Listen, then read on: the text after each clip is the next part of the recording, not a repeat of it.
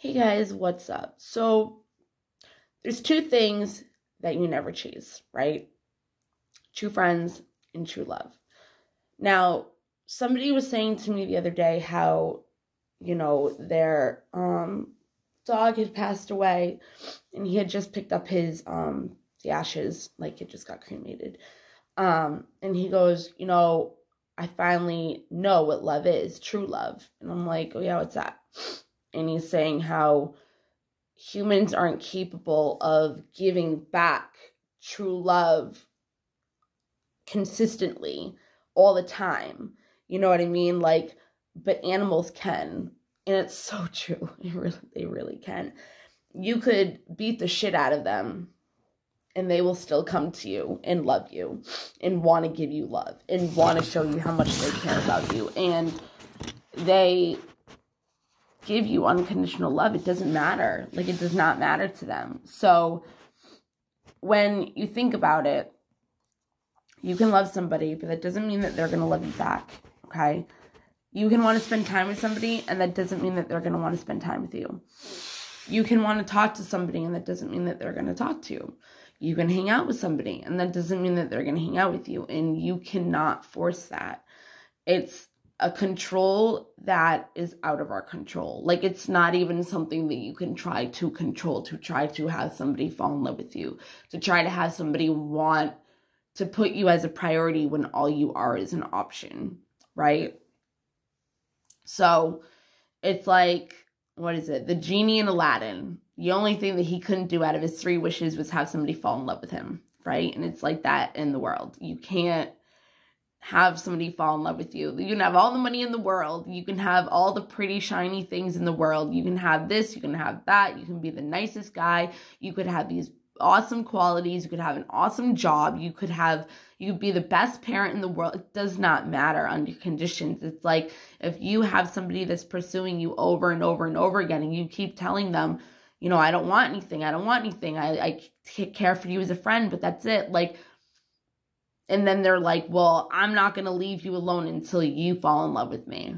You can't do that. You just can't. It won't work. It's like once, you hear somebody say, I only want to be friends with you or whatever. If you can't be friends with that person because you're so in love with them, you have to leave them alone. It might hurt. It might hurt. It could kill you. It could not kill. It will not kill you. You will live from this, okay?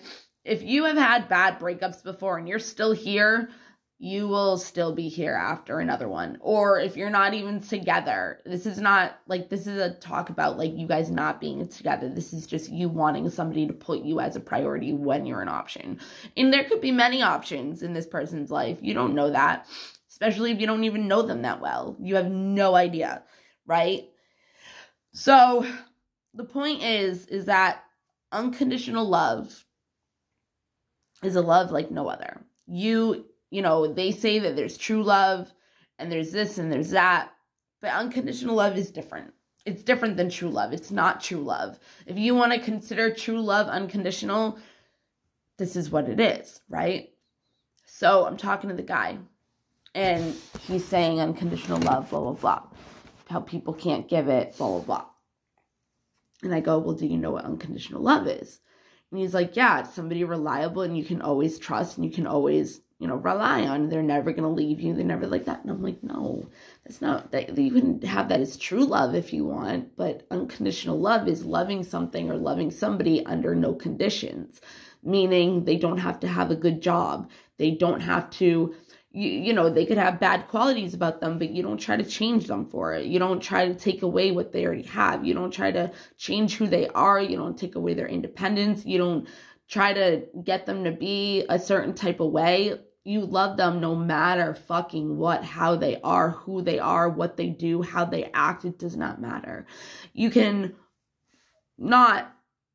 help them try to be, a different way, but if they can't do it or they don't want to, if you try to change them and, or you leave them because they can't do it, that's loving under conditions. If you have to have conditions to love a person, that's not unconditional love. It's unconditional. Under no conditions do you love somebody. So you have to accept this person fully for who they are. Even the things that you might hate that they do, you still have to love them, not complain about what they do. You can definitely say something like, hey, please say something, because you need to have verbal skills and be very articulated. But you have to say, hey, this bothers me when you do that. Do you think that you could work on it? If they say no, you kind of have to deal with it. That's unconditional love. But you can still leave. You don't have to stay with this person, but you still unconditionally can love them at the same time. You can unconditionally love a person and still not be with them.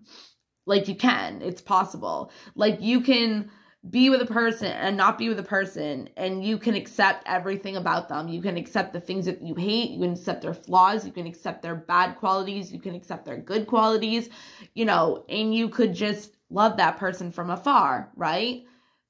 But you don't try to change them. You don't try to make them do anything. You let them be them, and you let them do what they want, and you can love them forever. You can love them unconditionally, but it doesn't mean that you have to let them walk all over you still. Like, you have to remember that. Like, if you love somebody, you have to be okay with them leaving. You don't not set up boundaries. You don't not say no. If you don't want to do something, you say no. If they're stepping over your boundaries, you make boundaries. You set up boundaries. That's how you have value to yourself. If you don't set up boundaries, people are going to walk all over you. And then what are you? You're a doorstep. You're a mat for people to walk all over. And it's very easy to come across people like that, because rejection is a thing where you feel like you're going to die if you get rejection. And that comes from a long time ago, when Indians had tribes, and when you got kicked out of the tribe, tribes had to share everything.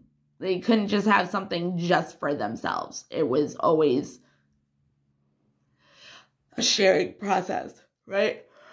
So it was like, if you were independent, that's like rejection. It's like, if you were not sharing in a tribe and you got kicked out, you wouldn't know what to do with yourself. That's rejection. That's survival. That's how an Indian, like, if they didn't know how to do things on their own and they didn't know how to share anything, that was a way that they could have died, right? So that's survival. So we look at rejection as a survival.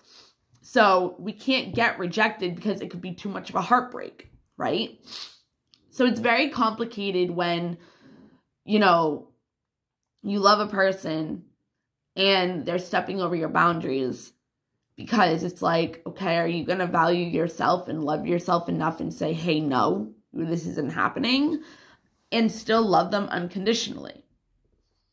Because that's a very hard thing to do. So if you say you love somebody unconditionally, this is what it is. It's not you love them one day and then the next day you hate them. It's not they have to do this in order to have you love them.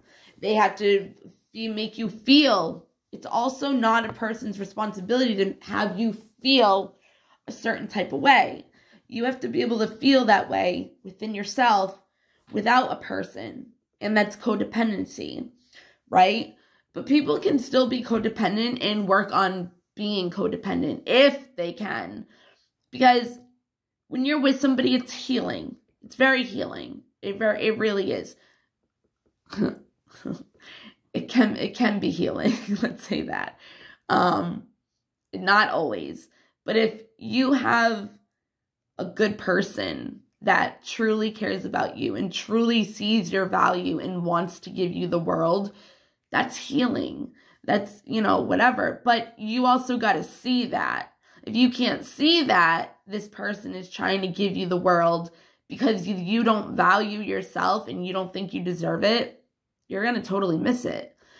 And if you have somebody that just doesn't see your value, like, people can test you and see how far that they can go until you break, see how far they can go on your boundaries to see how much of how you value yourself. Like, it's like, okay, can I fuck with this person? Can I take advantage of them? Can I do this? And that's what narcissistical people do. You can be narcissistical but not be a narcissist. All of us have narcissistical qualities within us. Doesn't mean we're a narcissist. It's just, Everybody has it. If you know what a narcissist is, you can look at it and be like, yeah, I've done that. I've done that. Yeah, I can be that way sometimes. Yeah, I've been like that. I just said that twice, 3 times, but whatever. So it's like, we all have it within us, okay? I lost my train of thought. I don't remember what I was saying. Hold on. Okay. That's what narcissistic people do, okay? They get their prey. They see how far they can, like, smother them in, like, love, right? And that person loves it. Then, once they get you to love them, or they realize that you're falling in love with them, a narcissist thinks that they're disgusting. Like, they think that they are the most horrible things in the world. They hate themselves to a fucking T. Like, they hate themselves, right? So they have to make themselves feel better because they're so insecure. They're so insecure. So that's why they're grandiose. That's why they need self-attention. That's why they have to be the center of attention. That's why they always are, even magically, mystically, always focused on power and control and just all those other things. But they're very manipulative. They're very, I'm going to fuck with her head, or I'm going to fuck with his head. I'm going to see how much I can stir the pot so I can take advantage of that. But the emotional abuse is worse. It's like you can get somebody hooked on you, fall in love with you, and then you go from there. Like, then you can control their emotions because you already have control of them. So if you see somebody falling in love with you as a narcissist, that's when they start degrading you. That's when they know they can start degrading you. But it's not like they can just degrade you because they know that you, like, love them. And now it's like, okay, here we go. I got her, or I got him. Like, now let's play. You know what I mean? Let's get what I need. Let's make them my supply, because my other supply left, or, I left them, or I needed a new fix, whatever. So the thing is that once they see that you're falling in love with them, they can actually reflect and project their own shit and be like, ew, what the fuck is wrong with this person? How the fuck could they love somebody like me? I'm disgusting. I hate myself. Like, because they don't think they deserve it. But they'll come off thinking that, making it look like they do, because it hides their insecurities of them feeling like that's not what they deserve. So if you start to love a narcissist, or a narcissist starts to see that, first, they can mess with your emotions and get control of your emotions, get you hooked. Then they think you're disgusting and there's something wrong with you, because why would you love somebody like them? So they degrade you. It's like the person that they think you should be treated as for loving something so disgusting. You know what I mean? So at the end of the day, unconditional love is when you can love somebody under no matters. Like, they could be the shittiest person in the world and you would accept them for that. You would still love them no matter what. And it's genuine love. Like, it's not like one day, like I said, you love them, one day you don't. One day you don't like this about them and you want them to change and you try to change them and you try to save them. That's not unconditional love. So if you want to look at unconditional love, really look at how an animal, how your pet treats you. Like, all they want is for you to be happy. That's a pet. Like, my dog, my old dog, I had to put him down. He was in pain. He struggled. He went through the ringer, right? And one day he looked at me and he was just like, I can't do this anymore. And I was like, I looked back at him and I was like, I know you can't. Like, I know you can't. I don't know how you did this for so long. But he didn't want to disappoint me. He didn't want to hurt me. And that's unconditional love. Like, he loved me so much. He wanted to make me happy to the point of he was extending his death. Like, that is unconditional love in a form. That is an example. But the way I'm saying it, it's not. Like, of course, they love you for who you are. Of course, they love how you treat them. It doesn't matter. Like, it's just how they are. They're loyal. And that's what unconditional people are. They're loyal. Like, they're loyal to that person. Like, they are genuinely, they can get mad at them, you know, but they don't have that hate in them, that disgust in them, that anger towards them. Like, they can articulate their words and put them into, they can put them into sentences where the other person can either accept it or not. But this is a thing. Again, you can unconditionally love a person, but you don't have to be with them if they treat you like shit and go over your boundaries. And that's self-love. If you unconditionally love somebody else, that means that you should know how to love yourself as well. It's not like a cliche thing when they say you can't love anybody else unless you love yourself. Like, it really isn't. Like, because if you don't love yourself, then you don't know how to love another person, because you don't know how to love. You don't know what love feels like. You don't love yourself. So how are you supposed to love somebody at the same extent that you know how to love yourself more? You can only love a person at the extent of how much you know how to love and you're capable of doing, which is what you feel for yourself. And you might not believe that, or you might disagree with me, but think about it. If you're thinking badly about somebody, how do you treat them? I mean, if you love somebody, but you only know how to love a certain type of way, that's how you're going to love that person. It can change. I'm not saying it's like going to be like that forever, because healing and your journey with this person could help you change into a different person, because you want to be a better person for them and for yourself. It has to be for yourself too. When the worst advice somebody can say to somebody is find somebody that will love you more than you love find somebody that will love you more than they love themselves. No. That is the worst advice ever, because you want somebody to love themselves and put themselves first, so they value themselves so they can do the same for you. Because you don't want somebody that's going to be clingy and they're going to be like up your ass 24/7 out of insecurities and this and that. But if they love themselves, they don't have all that. They can trust you. They can let you, no.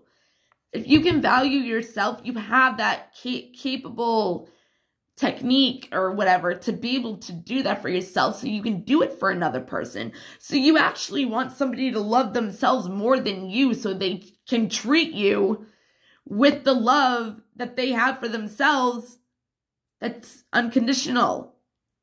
Then they know how to unconditionally love, because that's how they feel about themselves. So the more you learn to love you, the more you learn how to love another person. You can't love unless you know how to love. How do you think sociopaths and all of them, like, they don't know how to love? Like, they rather kill animals. And sorry, I was watching a documentary on like 11 different, I want to do a video on it. 11 ways you can tell a child is going to turn into a sociopath or psychopath. I did a lot of those things. No, I didn't. I'm just kidding. I was just really obsessed with fire. I still am. Like, I'm a pyro. But, is that the word? Yeah, I think it is. Okay, whatever. So, what the hell? Oh, these are her passwords. I'm at my mom's right now. I, like, just dropped off my son. I look like shit. I haven't done anything with myself except for brush my teeth, because I'm obsessed with brushing my teeth. And I'm like in my pajamas. And all I've been thinking of since that guy told me that was, I want to do a video on unconditional love, because I know what unconditional love is. And I don't unconditionally love myself. I know how. I've been able to do it at times, but my insecurities will come out once in a while. And it's depending on who I let do that to me. And those are my boundaries. If I'm going to have somebody come into my life and they're going to have that triggering of insecurity, 1, I need to recognize the insecurity. 2, I have to name it. 3, I have to heal it. 3, I have to figure out where it's coming from and where it's stemming from. And 4, I got to heal it. If I can look up what causes it, I will know better how to heal it. Kind of like when you're diagnosed with, okay, I have borderline personality disorder, supposedly. No, I did. or I do, whatever. But when I was diagnosed with it in 2016, totally disregarded it. I was like, fuck this. I'm not having any personality disorders. I'm not schizo. I'm not a schizophrenia. Like, no, fuck this. I don't have a bunch of personalities. And so I was like, fuck that. So since 2016 until last Christmas time, yeah, I have a video on it. I finally looked up what it was, because there was things about me and I was like, I can't figure this shit out. And I was like, let's just take a gander. Like, let's just see what it is. And I started bawling my eyes out, because it's exactly what I needed to know about myself. And it was so sad. And I was so upset. And I was like, you know, that was one of the hardest things for me to accept about myself.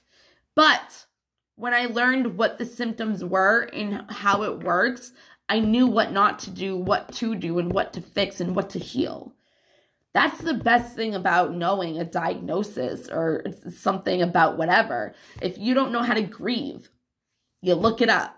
There's a lot of grieving ways. There's 5 different, like, emotions, like, whatever you can go through. Like, you know, there's the anger, denial, acceptance, you know, all those. I don't remember all of them, but I did look it up for when my dog died. I actually put myself in a mental hospital when my dog died. Not even gonna lie. I was a mess. I was a mess. I watched him die in my arms, and I carried him around like a baby, swaddled up in a blanket all day until I went to my friend's house, and he was nice enough to bury him in his parents' yard with all his other pets. And I'm not even friends with him anymore, but he has a lot of respect for me, and I can go to his parents do too, and I can go there whenever I want and go see them. And she makes little things for him during the spring, and yeah. But I put myself in a mental hospital, and that's actually when they told me I had BPD. No, that was in 2016. Wow, that was a whole nother story. I was like literally tricked to go to a mental hospital, and you're gonna sit there and be like, how the fuck were you tricked? Believe me, I had a narcissist that was perfect at it. He was a sociopath. Literally, he had nothing. Nothing. Crocodile tears, no emotions, no care in the world, did not give a fuck about anybody else but himself. He's such an evil person. I do not unconditionally love him. I never did. I don't think I ever even loved him, because when I actually fell in love with a person, I have unconditional love for them. And that's why I know what it is. But I've been at a point where I've been able to unconditionally love myself no matter what. But again, when those people or those situations that come into my life put me in a state of questioning myself and ruining my self-esteem and putting me down and dragging me across the fucking floor like he did, and I had to run across the street to my neighbor's house and fucking in my underwear and a shirt and knock on his door, and he had to like come and save me. Anyways, like that, yeah, no. As a kid back then too, didn't know any better. 13 years later, Bethany. But that's besides the point. But I can unconditionally love this person even without loving myself at that point in time. Because I've already learned how to do it, or I've already felt how to do it. Ugh, I hate that piece of hair. It's always doing that. But I accept him for who he is. But actually, I unconditionally love him to a point. Let's say that. Because there are things that I don't like about him, and I will not be with him or do anything ever again with him if he does not change it. But that's not me not loving him. That's me just loving myself. See? I'm in love with him so much that I can unconditionally love him.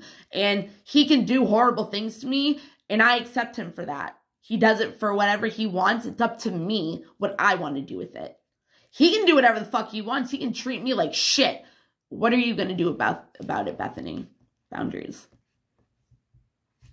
So I won't even talk to him until he approaches me in a fucking manner that he has never done before. And even if he does that, it depends on what he has to say to me for me to even care. And that will kill me. Already has. But I know how to bounce back. And I am legit people's karma. That is one of the reasons why I am here. I am a person for people's karma. And I had to learn how to bounce my fucking self back like that. Yeah. People get their karma from me all the time. Because I have a bright light. And it's like, if you hurt an innocent person, that's legit karma right there. So, because I'm such a sweet person and I'm a very kind-hearted person and I don't hurt people, I don't lie, I don't do anything like that. I'm a very pure person. I am very godly. I still can sound like I'm not, or I can whatever, but inside I am. Like, I can swear, you know, I don't want to have, I've been celibate for pretty much a long time. I hardly do anything. I really do. I'm like a born again virgin, but I'm not at the same time. But anyways, yeah, that's my story on unconditional love and a lot of other things. But remember, you can't have 3 wishes and one of them be, I want that person to fall in love with me. It's not possible. And if somebody does not love you, you don't want to love them. You don't want to spend your time and waste your time. No, man. Again, I accept that motherfucker for who he is, what he does, how he hurts me, how he thinks, how he dresses, how he looks, how everything I accept him for. He can be anything he wants to be. But when he hurts me, that's when I take my power back and say, okay, Bethany, what do you want to do about it? And what are you going to decide you want to feel on it? Because we choose how we want to feel and we can always choose again. Am I going to let him affect me this way? No. Am I going to let him bring out my insecurities? No. Am I going to let him bring out my fears? No. Why? Because I respect myself enough and I love myself enough to know that he cannot do that to me. But I still love him unconditionally. And that is true love. Truest, to its truest form, unconditional. Unconditionally love him. Pretty much do. I mean, he did something before and I called him and I was like, you know what? I still love you. You can do whatever you want. I will still love you. Doesn't mean I have to let you in my life. Doesn't mean that I have to be with you, but I can still love you from afar because it's just grown to be like that. And it's a whole nother thing. That doesn't matter. But people are who they are and they are that way for a reason. You know what I mean? Like, I don't get rage from road rage. Like, fuck that. If you want to go cut me off, go for it. You're not going to ruin my day.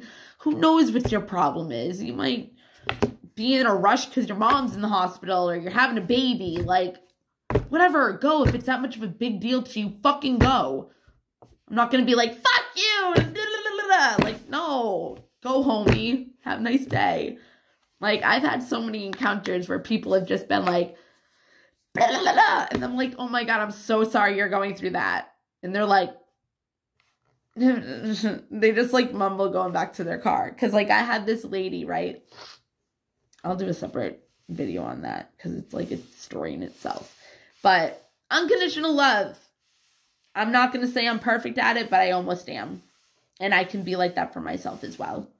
And accept all my flaws and accept the things that I hate about, well, not hate about myself because you know what I mean. But I can accept it. If you can accept it, it is what it is. Now, what are you going to do with it, though? You going to heal it? You going to see your bad patterns, and are you going to do something about it, or are you just going to keep doing it? It is what it is. Bye, guys.